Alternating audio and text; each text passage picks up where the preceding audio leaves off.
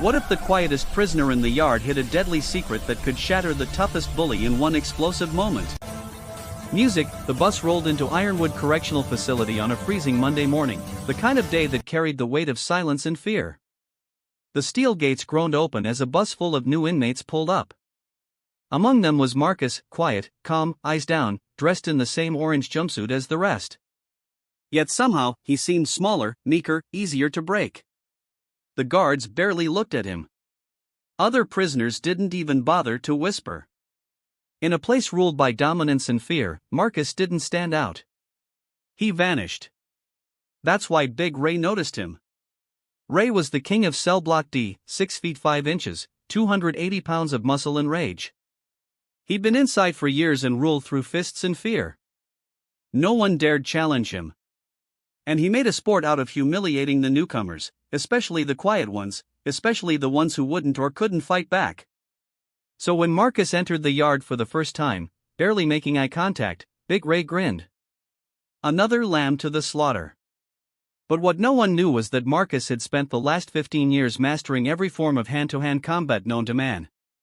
And he wasn't here by accident. Marcus didn't speak much his first week. He kept to himself, cleaning quietly, eating quickly, never making waves. The guards called him Ghost. In a place full of loud threats and louder punches, his silence made him invisible. But not to Big Ray. To Ray, Marcus was a challenge, waiting to be crushed.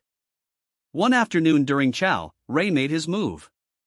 He stomped over to Marcus's table, knocked his tray to the floor, and sneered in front of the entire cafeteria. Oops, he chuckled. Didn't see your little plate there. Everyone froze. All eyes turned to Marcus, waiting to see how he'd react. But Marcus just stared at the floor, calm, silent. He bent down, picked up the tray, and walked away without a word. Laughter erupted. The humiliation was complete. That moment, in the eyes of the inmates, Marcus became a joke. The weak one, the target. And Ray? He wasn't finished. Over the previous days, the bullying escalated. Ray would trip Marcus in the hallways, dump water on his bed. Once, he even locked Marcus in the laundry room for hours. The other inmates watched, amused, relieved it wasn't them. And still, Marcus said nothing. But something was changing. A few observant eyes noticed the way Marcus moved, fluid, controlled, like someone who was never really off balance, just choosing not to fight, like a lion pretending to be a lamb. And that's when Ray took it too far and set something in motion that no one could have expected. But hold on, what happens when the lamb reveals claws sharper than anyone imagined, turning a simple beatdown into a legend that echoes through the cell blocks? It was supposed to be just another power play. Ray cornered Marcus in the gym, the one place without cameras. A few of his goons stood guard at the door, making sure no guards or snitches got in the way. The weight room went quiet as Ray tossed a dirty towel at Marcus's face. "Clean my shoes," he barked, laughing. "You want to stay in one piece, scrub." Marcus stood there for a moment, towel in hand, his eyes, usually lowered, slowly lifted to meet Ray's for the first time. There was something in them now, a shift, a flicker. But Ray didn't see it. Instead, he shoved Marcus back against the bench press with a thud. "What, you deaf now?" "I said, clean my shoes." The room filled with tension. Even the guards on the far side of the gym could feel it, but they didn't move. No one ever stood up to Ray. It was just another beatdown coming. Ray cracked his knuckles and smiled. "Let's teach you your place, boy." He threw the first punch, fast, heavy, meant to crush Marcus's jaw. But this time, Marcus moved. No one saw it coming. In a blur, Marcus ducked, spun, and struck Ray's ribs with a short, controlled elbow that made a sickening crunch. Ray stumbled back, eyes wide, gasping. Before he could recover, Marcus was already on him. Swift, surgical, every strike precise. A knee to the chest, a palm to the throat, a leg sweep that sent Ray crashing down hard. The gym was silent. Ray, the untouchable king of the block, was lying flat on the ground, groaning in pain, unable to stand. And Marcus? He stepped back, calm, breathing steady, like he hadn't even broken a sweat. Then he looked around, finally raising his voice for the first time. "I don't want trouble," he said. "But I'm not anyone's punching bag." And just like that, the fear shifted. But the real surprise was still coming. Word spread through the prison like wildfire. By the next morning, Marcus wasn't the invisible man anymore. Inmates whispered his name with a strange mix of curiosity and respect.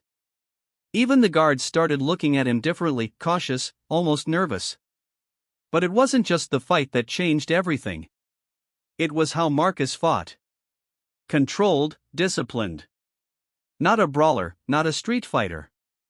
No, this was something else. Something trained, refined, dangerous. Ray spent the next few days limping around the yard, bruised and broken, avoiding Marcus's gaze. The man who once ruled cell block D with an iron fist now sat alone during chow, silent, humiliated. And Marcus? He didn't celebrate. He didn't gloat. He returned to his quiet ways. But now, wherever he walked, silence followed. Not because he was ignored, but because he was feared. One night, a younger inmate, a scrawny kid named Luis, who had just arrived, approached Marcus in the library. "They say you're some kind of kung fu guy," he whispered. Marcus looked up, gave a faint smile, and nodded once. "Shaolin," he said softly. "Since I was 10. Luis stared at him in awe. "Why'd you let him do all that to you before?" Marcus closed the book in his hand and answered, "Because sometimes the most powerful strike is the one you save until it matters." And that's when everyone realized Marcus wasn't just a fighter. He was a warrior. A man who had trained his body, his mind, and his soul not to conquer others, but to control himself. And now that he had everyone's attention, what he did next would redefine the entire prison.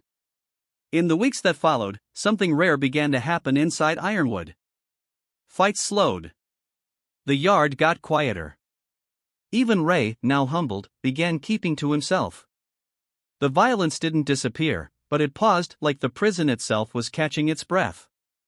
And at the center of that calm was Marcus. Not because he wanted power, not because he beat the biggest guy, but because he showed them all that true strength isn't about fists or fear. It's about restraint, about knowing who you are and never letting anyone take that from you. They had tried to humiliate him, but he left them with a lesson they'd never forget. Now, tell us, have you ever been underestimated only to prove everyone wrong? Tell us your story in the comments below. And if this story moved you, like, share, and subscribe, because sometimes the quietest voice carries the loudest truth.